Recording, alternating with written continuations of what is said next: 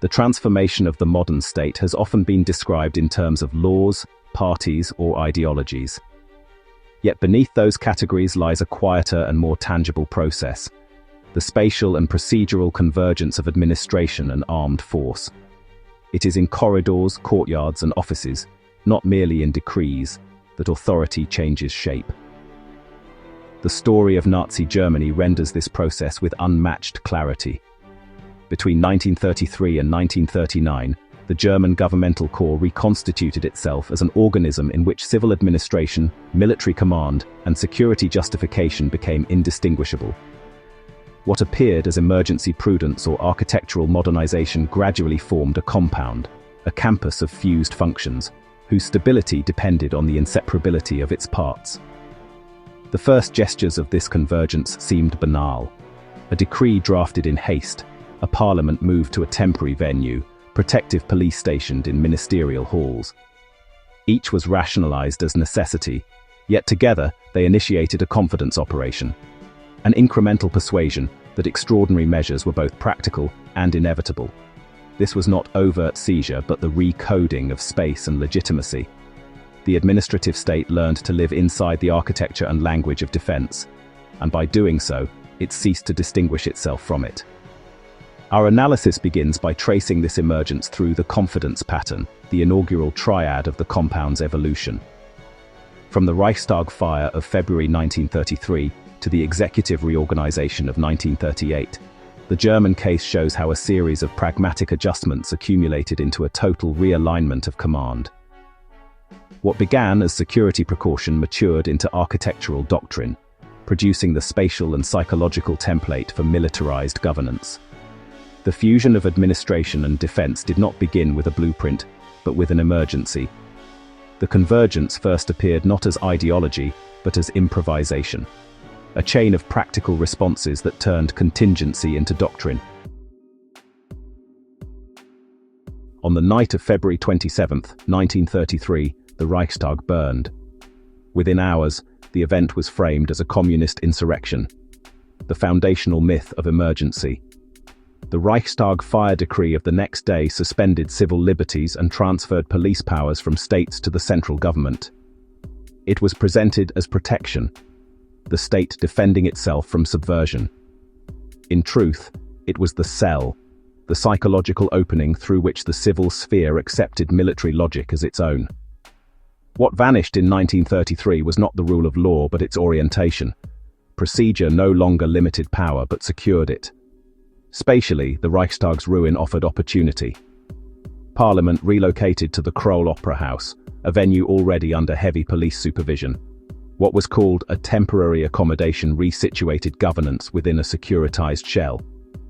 The stage, balconies, and ceremonial lighting turned deliberation into performance.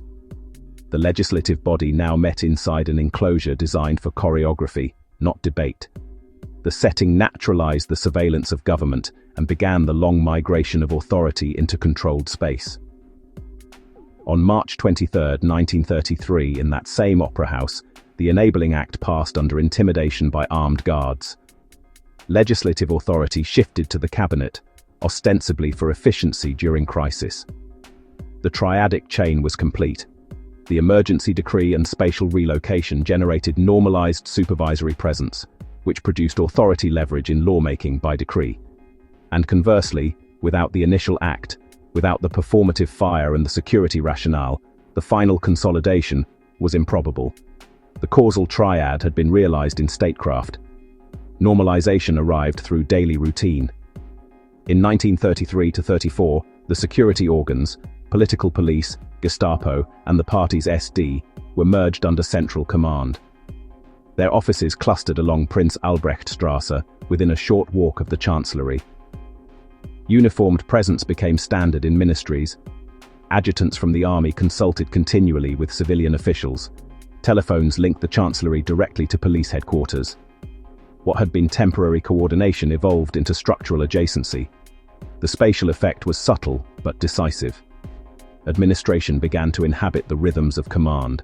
Guarded entries, coded corridors, shared mess halls. The government operated in what it imagined as a fortress under siege. Parliament remained in the Opera House, still temporary, still guarded. The temporary had become the texture of normal life. Supervisory presence was now indistinguishable from governance itself. By 1938, the compound logic was explicit. The Blomberg-Fritsch affair allowed Hitler to purge the army's high command, dissolve resistance, and create the Oberkommando der Wehrmacht, OKW, directly under his authority. Command was now a residential function, centered in the chancellery complex rather than the general staff. Civilian leadership did not merely supervise the military, it subsumed it through architecture and routine. The building itself became instrument. In January 1938, Hitler commissioned Albert Speer's new Reich chancellery, completed a year later. Its sequence of colossal halls and windowless galleries turned spatial movement into ritual submission. Visitors advanced along axial corridors that lengthened perception and isolated the center, each threshold reinforcing hierarchy. Architecture became a technology of command, the physical equivalent of decree. The marble corridors that linked offices, apartments, and audience halls materialized the authority gradient that had begun 5 years earlier in the Opera House. Thus the confidence pattern closed its loop. Sell. The emergency narrative establishes trust in extraordinary protection. Normalize. Constant supervision makes military presence ordinary. Exploit. Proximity enables command capture. From fire to facade, each stage appeared rational, even prudent. Together they transformed a republic into an admino-military organism whose confidence derived from its own enclosure. What began as protection of governance had become governance as protection, the founding paradox of the modern compound. Every compound begins with a story of necessity. A crisis, whether real or manufactured, allows leaders to portray exceptional measures as prudent stewardship. The first concession is usually procedural: temporary suspension of norms, relocation to a secure venue, or the creation of an extraordinary coordinating office. These gestures seem administrative, not revolutionary, yet each embeds the assumption that legality and safety are incompatible. The warning is clear. Once fear becomes the measure of legitimacy, the civic sphere invites its own containment. No institution is ever safer than when it is unnecessary, and none is more dangerous than when it believes its survival requires permanent protection. The confidence gained through protection demanded permanence. What had begun as emergency coordination now sought institutional form, drawing the civilian apparatus into the orbit of command. By the mid-1930s, what had begun as a functional overlap between the civilian and military sectors evolved into a system of mutual reinforcement, a loop of necessity in which each justification regenerated the next. The German case renders this dynamic with remarkable precision. The administrative elite, once dependent upon the army for security and prestige, began to occupy its spaces and its idiom, until the two were indistinguishable in both personnel and architecture. The earliest phase of integration was characterized by the embedding of party and police representatives within state ministries and military departments. What began as coordination soon hardened into structural penetration. Political commissioners attended army meetings. Liaison offices appeared between the Reich ministries and the newly consolidated security police. Within the chancellery itself, uniformed adjutants from the Wehrmacht stood beside bureaucrats in meetings, managing communications, and enforcing the will of the Führer. In this configuration, administrative neutrality evaporated. Each ministry acquired its security counterpart. The Ministry of the Interior shadowed by the Gestapo, the Ministry of Propaganda paired with the SD, the Chancellery itself guarded and staffed by officers. The functional premise was always the same: defense of the state. Yet this defense required that the state internalize military logic.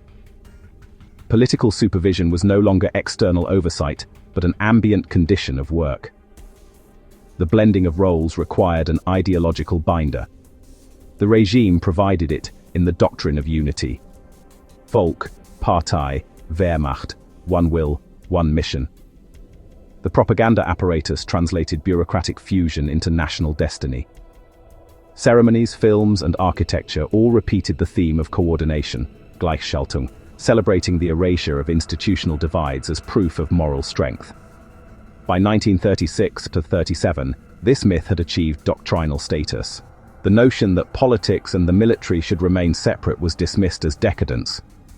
The armed forces, once cautious of party interference, now portrayed obedience as patriotism. The administrative penetration of the military thus produced not resistance but affirmation.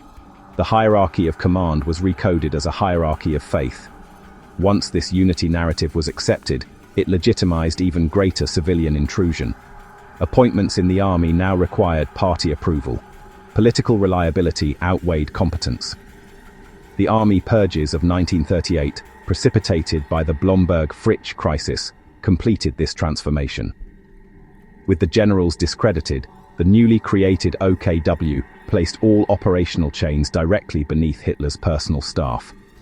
Civilian and military authority became identical, their offices adjacent within the chancellery complex. The loop closed, justification feeding integration, integration generating further justification. This reinforcement triad yielded a system that reproduced itself. Every security rationale demanded more coordination. Every act of coordination confirmed the need for the initial rationale.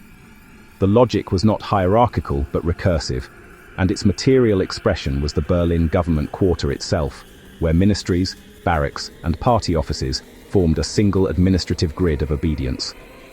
When the civilian and the military share space, they soon share purpose. Integration that begins as coordination becomes symbiosis, and the logic of one infects the other. Bureaucracy learns hierarchy. Hierarchy adopts bureaucracy's procedural permanence.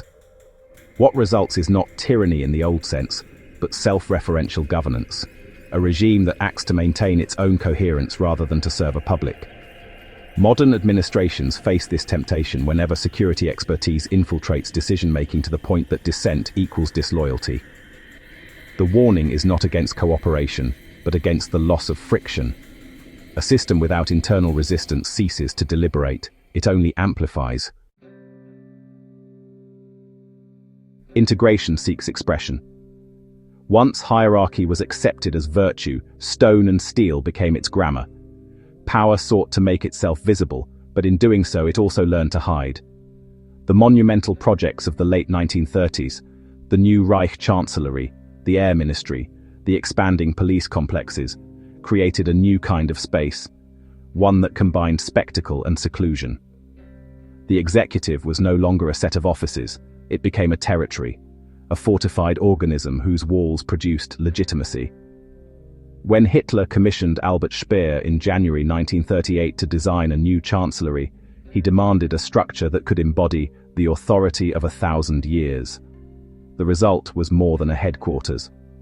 With its kilometer-long marble gallery, its enormous courtyards and windowless corridors, the building transformed the concept of access. To reach the Führer's office, visitors passed through a sequence of escalating thresholds, each longer, colder, and more silent than the last. Distance itself became a political language, authority measured in meters of marble. The chancellery's expansion paralleled the growth of the surrounding district. The air ministry, completed 2 years earlier, stretched for more than 250 meters, anchoring the southern flank of the campus. The RSHA and Gestapo headquarters rose nearby, integrating police and intelligence functions. What had begun as separate sites, administrative, military, and security, were now contiguous, forming a dense architectural field of command. Spatial growth quickly translated into symbolic dominance. The chancellery's courtyards were guarded, its windows shielded, its entrances restricted.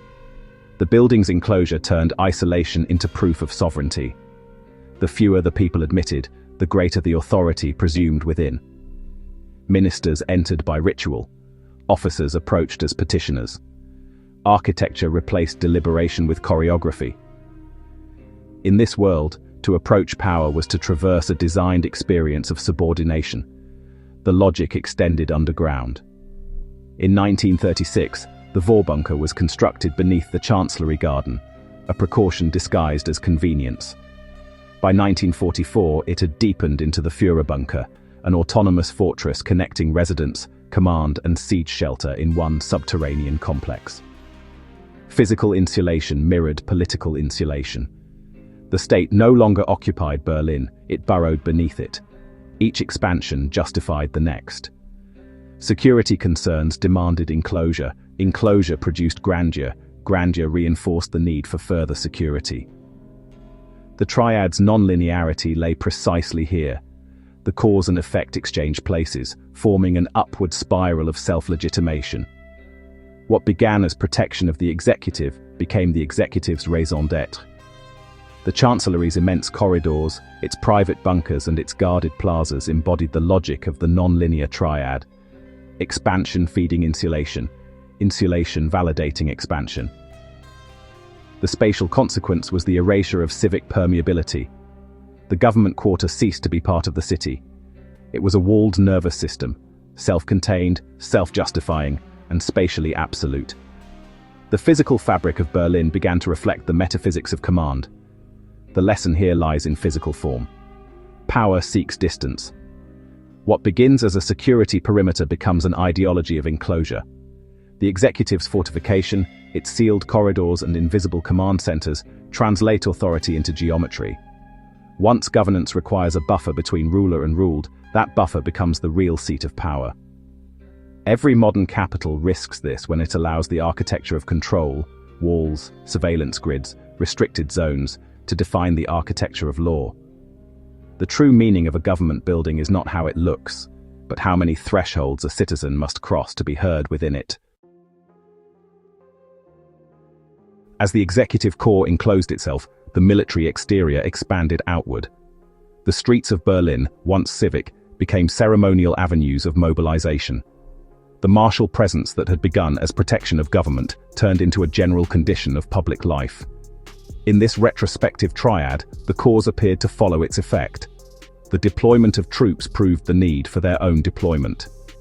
Throughout the mid-1930s, the visual language of the regime changed.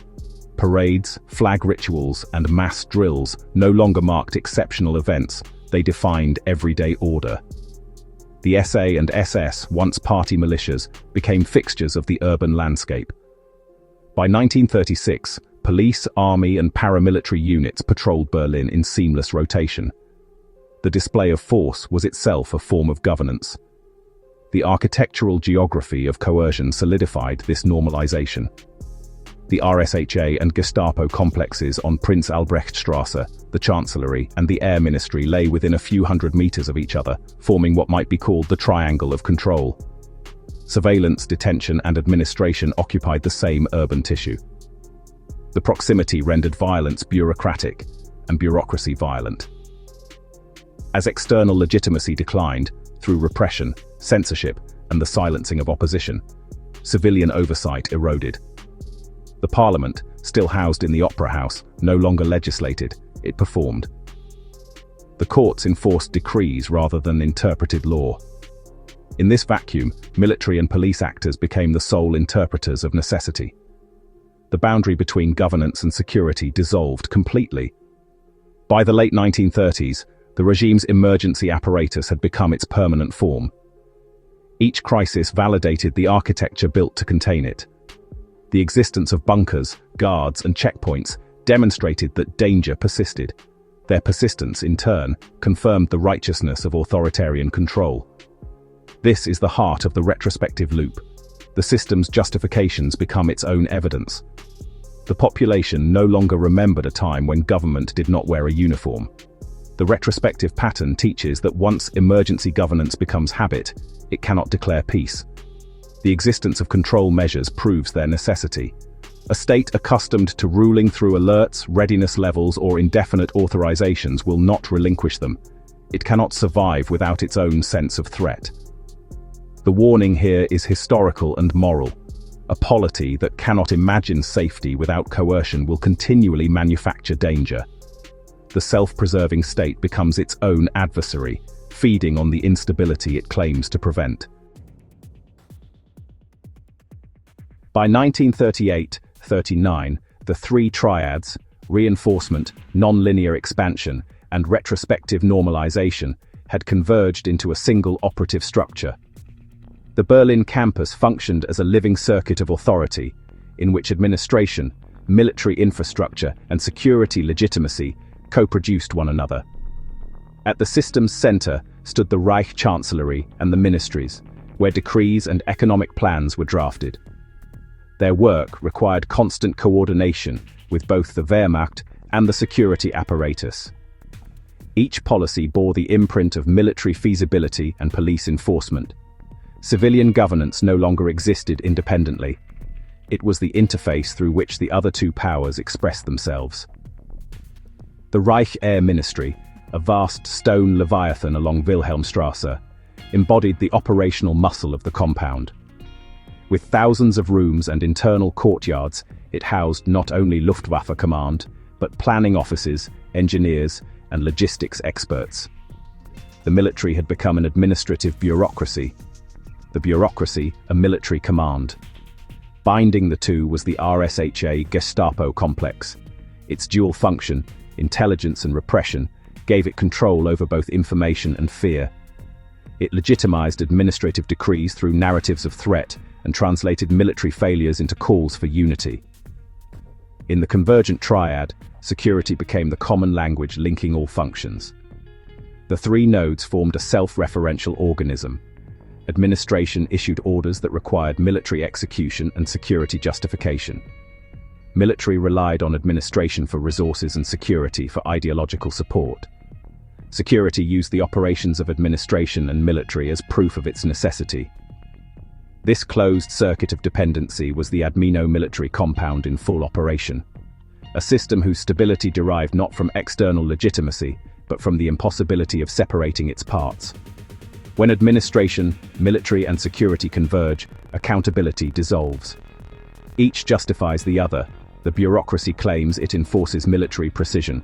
The military insists it executes administrative necessity. The security apparatus validates both through fear. In this triangle, responsibility is everywhere and nowhere. The warning here is structural. Democracy requires separation not merely of powers but of languages. Once every institution speaks the dialect of security, secrecy, efficiency, control, the citizen has no grammar of appeal. The system becomes opaque by design, and opacity is the first refuge of unanswerable authority. Time and again, the regime's spatial and institutional growth followed a recurring pattern.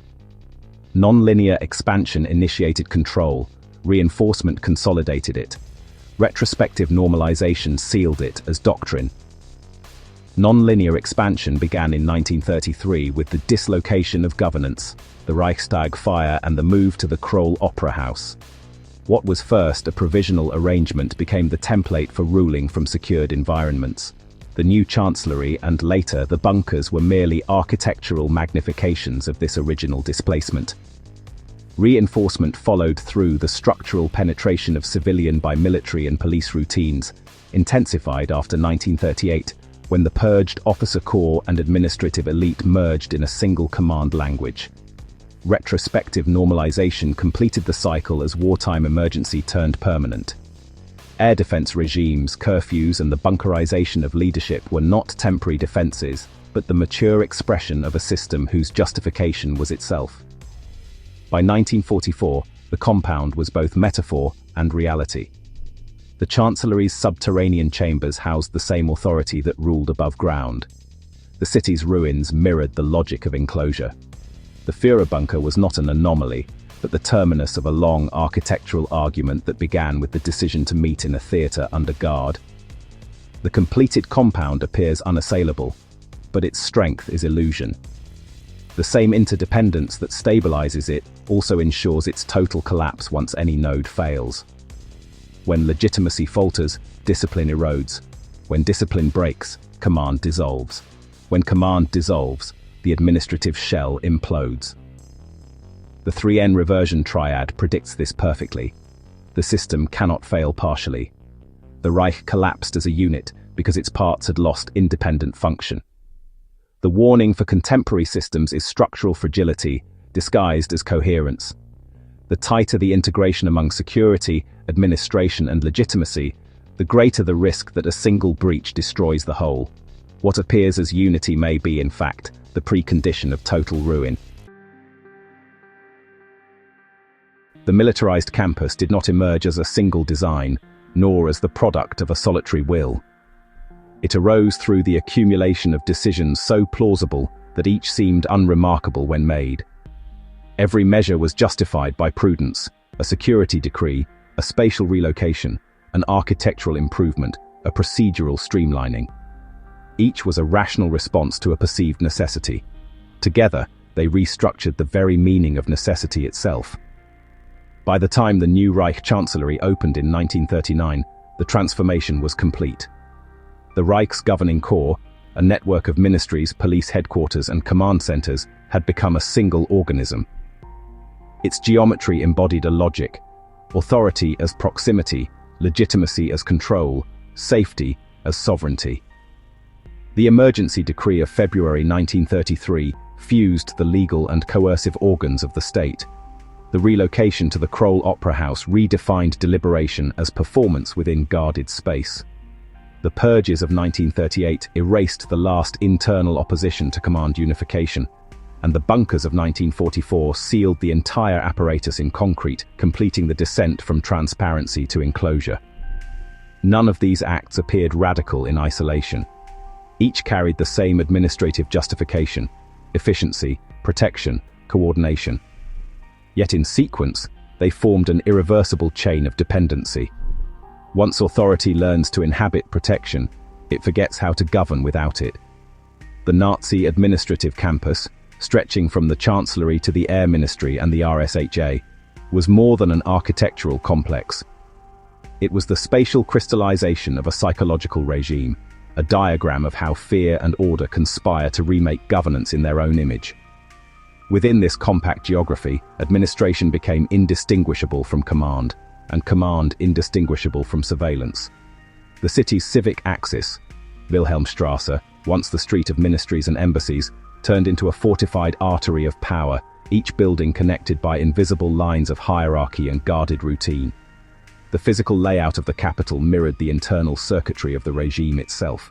The deeper lesson is not about Germany alone. Every state, to some degree, builds its own version of this campus, a geography of control that begins with the language of safety and ends in the logic of enclosure. Security perimeters expand, executive compounds multiply, and administrative centers detach from public space. The process feels natural, even inevitable, because it is incremental and bureaucratic rather than violent. Walls rise for protection, not oppression. Access is limited for efficiency, not exclusion. But in time, the geometry of precaution becomes the architecture of separation. What begins as guarded confidence ends as institutional solitude. Seen from this perspective, the compound's formation was emergent, not ordained, the organic consequence of a society that equated danger with disorder and safety with discipline. Its architecture was both symptom and instrument of that belief. The marble galleries, guarded courtyards, and subterranean shelters recorded in stone the moral conversion of governance, from service to survival. Power ceased to be the means of law. It became the art of remaining intact. The physical structures that were meant to secure the regime ultimately sealed it off from reality, ensuring that its collapse, when it came, was total. The warning endures. The modern state, conceived as the guardian of law, is perpetually tempted to become the guardian of itself. When administration, military, and security fuse, when the language of defense replaces the language of accountability, the state ceases to represent the public and begins to preserve its own architecture. The Nazi compound remains the definitive illustration of that danger, a system so perfected in its unity that it could not reform, only fall. Its ruins beneath Berlin are not just remnants of a dictatorship, they are the fossils of an idea: that control can substitute for legitimacy, that fear can sustain order, and that a government can fortify itself into permanence. Nothing collapses more completely than a state that mistakes survival for purpose.